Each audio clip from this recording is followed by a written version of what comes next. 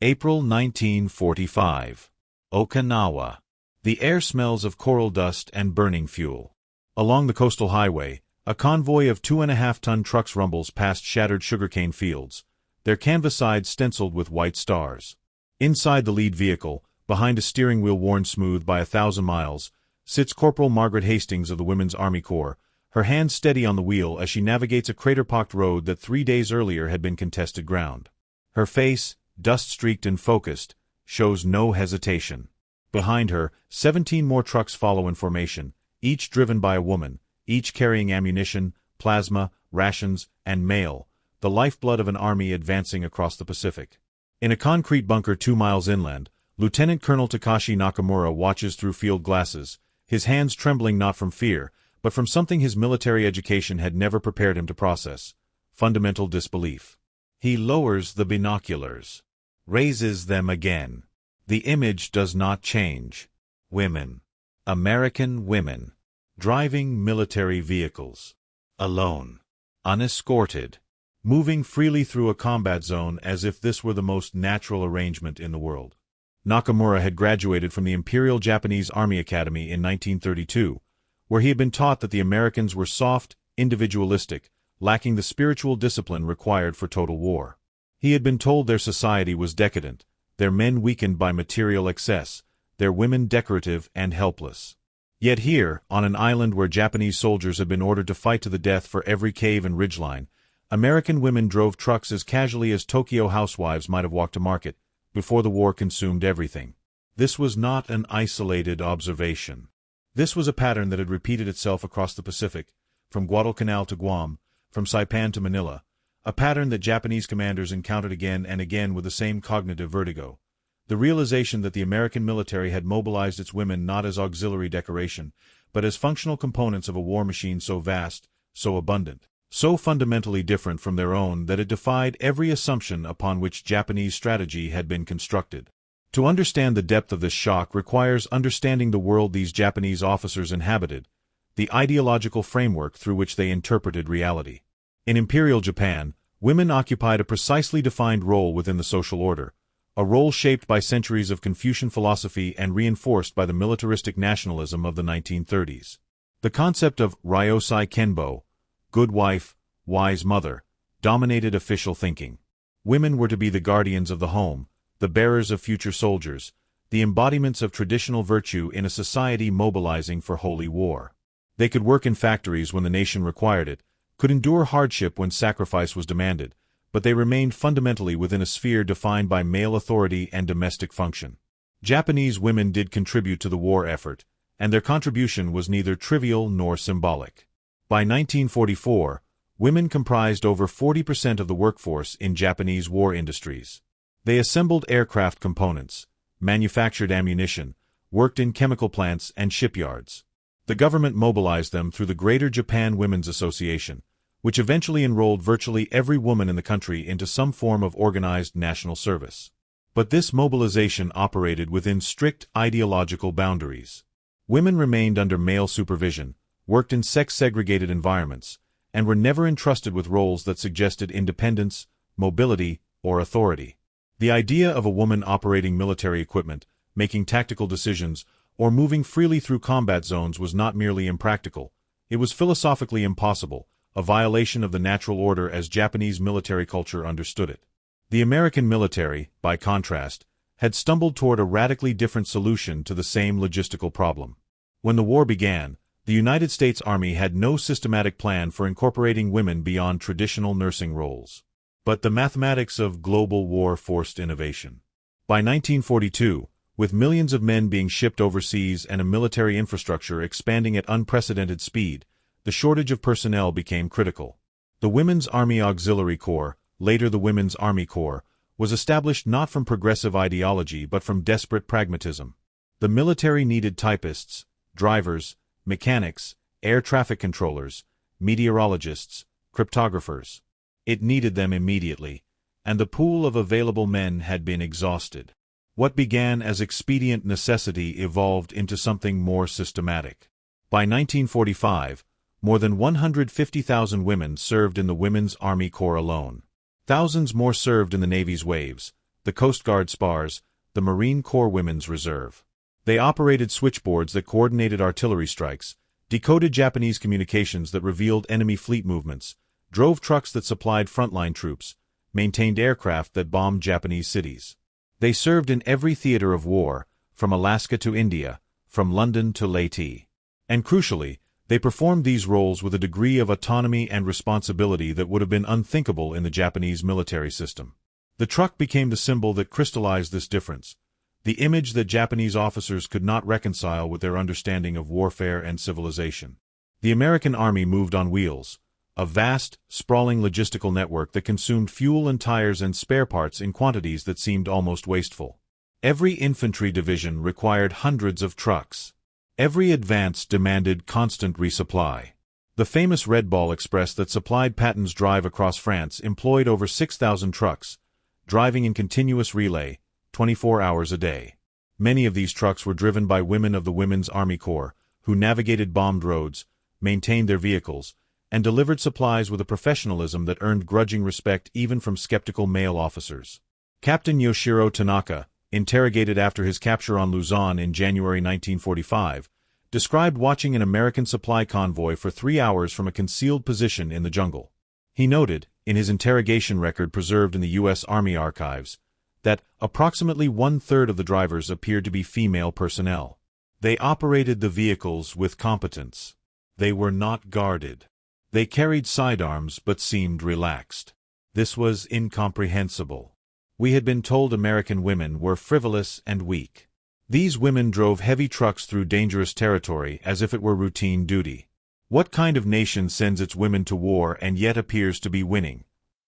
The question haunted Japanese strategic thinking in the war's final years, though it was rarely articulated in official documents. It represented a crack in the ideological foundation, a fissure between doctrine and observed reality. The Japanese military had built its strategy on assumptions about American weakness, assumptions that grew from genuine cultural differences but hardened into caricature. Americans were too individualistic to accept military discipline. They were too soft to endure hardship. They loved comfort too much to make the sacrifices required for victory. Their women were pampered and useless. Their democracy bred weakness. Their material abundance would crumble against Japanese spiritual strength. Every one of these assumptions proved catastrophically wrong, and the image of women driving trucks became a kind of shorthand for the entire catalog of miscalculation. Because those trucks represented something more than simple transportation. They represented an economy so productive it could afford to mobilize women while simultaneously outproducing Japan in every category of military hardware. They represented a society confident enough in its values to grant women responsibilities that Japanese culture reserved exclusively for men. They represented a military system that prioritized efficiency over ideology, that adapted to circumstance rather than clinging to doctrine, that could improvise solutions to problems the enemy hadn't even recognized as solvable. The logistics tell the story with brutal clarity. In 1944, the United States produced 96,000 military aircraft. Japan produced 28,000. The United States launched 50 aircraft carriers of various types. Japan launched 13, most of which were converted from other vessels. American factories churned out tanks, artillery pieces, rifles, and ammunition in such quantities that weapons were often stockpiled because they couldn't be distributed fast enough. Japanese industry, by contrast, struggled to replace losses. By 1945, Japanese aircraft factories were being moved into caves and tunnels, dispersed to avoid bombing, operated by conscripted students and elderly workers because the pool of skilled labor had been depleted. This disparity in production was not merely a matter of natural resources, though American access to oil, steel, and rubber certainly mattered. It was a difference in social organization, in the ability to mobilize a population efficiently without destroying the social fabric in the process. The American system, chaotic, democratic, often inefficient, proved better suited to total industrial war than the rigidly hierarchical Japanese model. And a crucial element of that American advantage was the willingness, born of necessity but sustained by adaptability, to utilize the entire population, including women, in roles that maximized economic output. Sergeant Fumiko Hayashi, one of the few women who served in direct support roles with Japanese military units in Manchuria, recorded her observations in a diary that was later translated and preserved. She wrote of the strict segregation, the constant supervision, the assumption that women required protection and guidance even when performing essential work. She noted that Japanese women were mobilized to serve the military, but never to be part of it, never to carry the authority that came with uniform and rank. When she later learned, after the war, about the American Women's Army Corps, she wrote, "We were told we fought for a sacred cause, that our spirit would overcome American materialism. But they understood something we did not, that a nation's strength comes not from forcing its people into rigid roles, but from allowing them to contribute where they are capable. We mobilized our women to serve men. They mobilized their women to serve the mission. In this difference lay the outcome of the war." The American women who drove those trucks, who maintained aircraft, who staffed communication centers, did not see themselves as making ideological statements. Most had joined for practical reasons. Patriotism, certainly, but also for education benefits, travel opportunities, escape from limited options in Depression-era small towns. They faced discrimination, harassment, and skepticism from male soldiers who resented their presence. They endured primitive living conditions, tropical diseases, and the danger of being near combat zones even if they were not technically in combat roles. They were paid less than men of equivalent rank. They received limited benefits. Many returned home to find their service dismissed or forgotten, their contributions erased from popular narratives that preferred to remember the war as an exclusively male endeavor. But in the moment, in the specific context of 1943 to 1945, they represented something that Japan's military leadership had failed to anticipate: the mobilization capacity of a society that, despite its flaws and contradictions, proved capable of adapting to total war without collapsing into totalitarianism. The American system remained democratic throughout the war. Women who served did so voluntarily. The press remained largely free. Citizens could criticize the government. Labor unions negotiated with management even in war industries. This messiness, this apparent disorder, was supposed to be a weakness. Japanese propaganda emphasized it constantly: the strikes, the political divisions, the lack of spiritual unity. Yet somehow this disordered democracy outproduced, outfought, and outlasted an empire that had organized its entire society around military efficiency and spiritual discipline. The trucks kept rolling. The women kept driving. And Japanese commanders, watching from bunkers and caves as their own supply lines collapsed, as their own logistics disintegrated, as their own ideology crumbled against the weight of observed reality, could not reconcile what they saw with what they had been taught to believe. Major Saburo Nakano, captured on Iwo Jima, spent his interrogation sessions not denying defeat, but trying to understand it. He asked his American interrogators questions about industrial production, about social organization, about how decisions were made in a democracy during wartime. And repeatedly, he returned to the question of women. How could the American military trust them with such responsibilities? How could society function when traditional roles were disrupted? The interrogator, a young lieutenant from Ohio who had worked as a factory foreman before the war, struggled to explain. "We just needed people to do jobs," he said, according to the interrogation transcript. Women could drive trucks. So they drove trucks. It wasn't complicated. But it was complicated, enormously so, in ways that neither man fully grasped in that moment. Because those women driving trucks represented not just a logistical solution but a fundamental difference in how the two societies understood human potential and organized human effort. The Japanese system, for all its emphasis on efficiency and discipline, had locked itself into rigid categories that limited its ability to adapt. The American system, chaotic and improvisational, proved more flexible because it was less ideological about who could do what. The symbolic power of the truck, the image of a woman behind the wheel, resonated precisely because it represented all these accumulated disparities. It was not that American women driving trucks won the war. It was that a society capable of mobilizing women to drive trucks was also capable of all the other mobilizations, adaptations, and innovations that total war required. The truck was the visible symbol of an invisible advantage, the advantage of pragmatism over ideology, of flexibility over rigidity, of a system that, for all its flaws, proved better suited to the demands of modern industrial warfare. In his final broadcast before Japan's surrender, after the atomic bombs had fallen and the Soviet Union had entered the war, Emperor Hirohito spoke of enduring the unendurable. He did not mention American women driving trucks.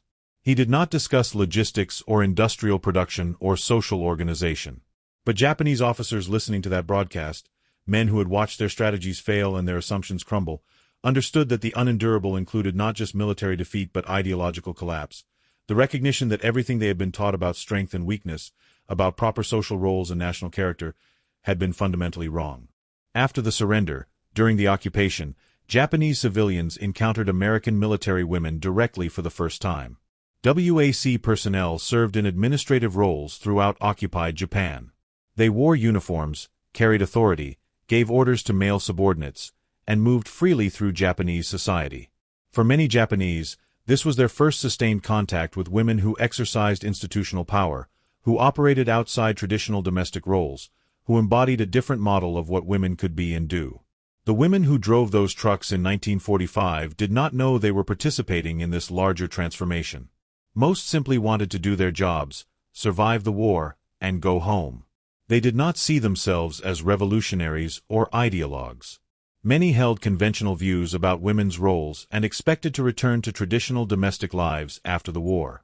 Some did. Others found that their wartime experience had changed them, had revealed capabilities and ambitions they hadn't known they possessed. They went to college on the GI Bill, entered professions, demanded opportunities that previous generations of women had been denied. The Japanese commanders who watched them with such incomprehension were trying to process not just a military defeat but a civilizational challenge.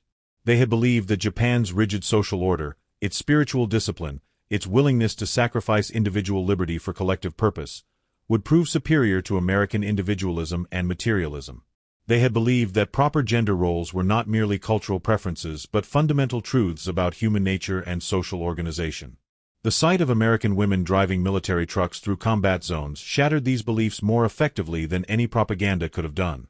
In the decades after the war, this moment, the Japanese commander watching through binoculars as a convoy of trucks driven by women rolled past his position, became a kind of parable, though its meaning shifted depending on who told it. To some Americans, it became a story of democratic superiority, evidence that freedom and equality made society stronger.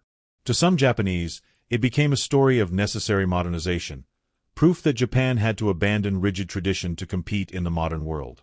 To feminists in both countries, it became a more complicated story about how war can disrupt gender norms, but also about how those disruptions are easily forgotten when peace returns and old patterns reassert themselves.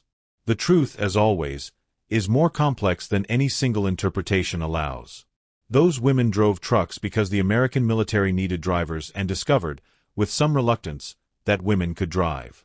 They were allowed to do so not because American society had achieved gender equality, but because war creates circumstances where ideological consistency becomes a luxury nobody can afford. The Japanese military excluded women from such roles not because Japanese society was uniquely oppressive, but because it had committed more completely to an ideology that prioritized spiritual cohesion over practical adaptation. And yet, in that specific moment, on that specific road, the difference mattered enormously.